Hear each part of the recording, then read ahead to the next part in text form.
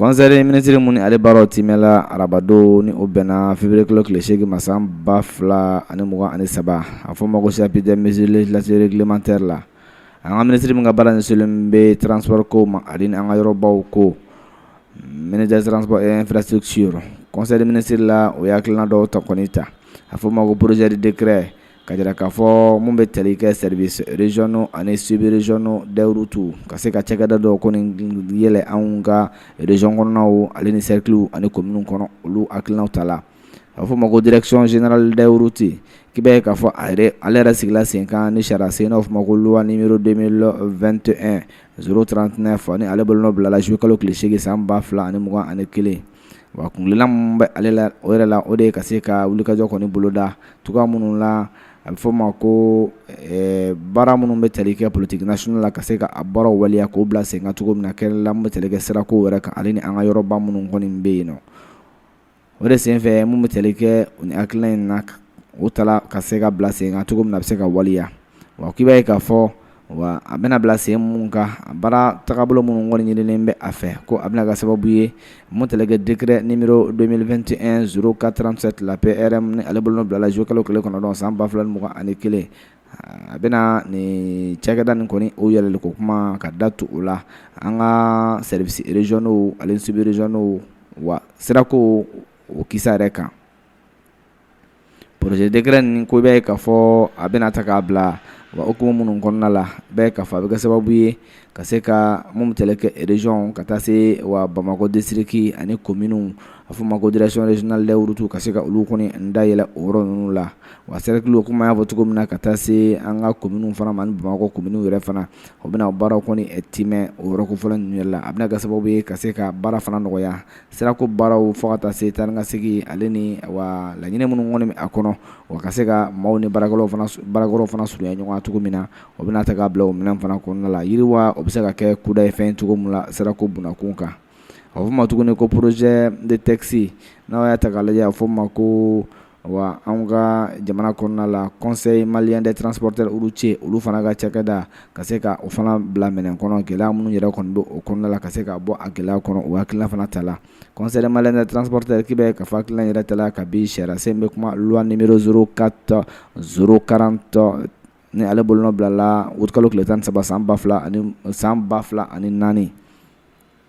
wa kunglela mun yarabe ni chagada ina ode kaseka aiwa abifoma ko transporteur routier malien ka uluka baro fana ulu kolosi tugumna ka kila tuguni ko kan rablo ka yoro chamala baro biseka noga ubulu tugumla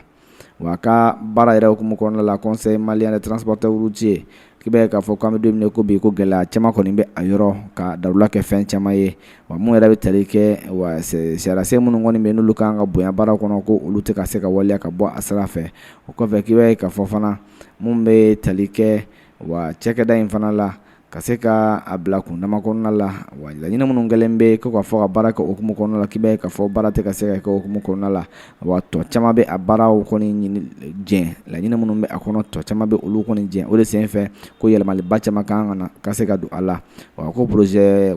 kuramu kon kuma fle nyeta to no telega projet de taxi la ko akilna mun yara bala ko abna gasabe kaseka wa gelamu numbe ko lu chama wuli ka boyne yela malu chama fana ye fokata se akilna kuramu num mena takabla yasa a chagada me se ka baraka nya akabla o menen ko nala a do be se ka tad mela mum telike krengren yala abi foma ko wa baramun kala falembe ola kaseka ulu koni wa dantigeli bake ulu fana la mum telike foma ko wa disposition kuro wa fele kuro ka se ka bla senga tugumula o ka chekada in papier ko fokata se abi foma ko o ka administration fana ibe ka foko do ka se ka bla senga o ka baro bi se ka tawulu matugumula sanfelo la ka sura maken gela bayi foma ko tuguni anga ni chekada ina foma ko organ administration wa de gestion kaseka na folo be sero tugumna ka o labara kaseka o fana ko blase ka o ko fetugo ne mo telege o fana ga statut yore la antenne portero antenne munum be poru konna la wa yororo la uluka baro o kumo konna la kaseka dantikelke o la abu fama tugune ko ka yela mal kuro fana do mo teleke o ka baraw nyeblaw la fenfembe ke baran nun konna la be ka fo no teleko ka fonctionnement yere fana yasa o baraw be se ka ke ka bla mena kono be la jelem sigi yere mena mun konna la ni o bɔla yen nɔ ka sanga o ka baaraw taabolo ma n'aw fɔ ma ko principe de gratuité bɛɛ k'a fɔ ko wa a bɛna se ka yiriwa kosɛbɛ cogo minnu la ka kɛ jagoya maaw kan maa minnu kɔni bɛ boli siraba kanaw la u ka se ka wa nafolo minnu kan ka sara sirakunw la ka se ka taa ni ka seginw ani tɛmɛliw ko nɔgɔya ka se ka olu fana baaraw bila ka se ka kɛ kɔni jagoya ye cogo min na maaw ka se ka a bonya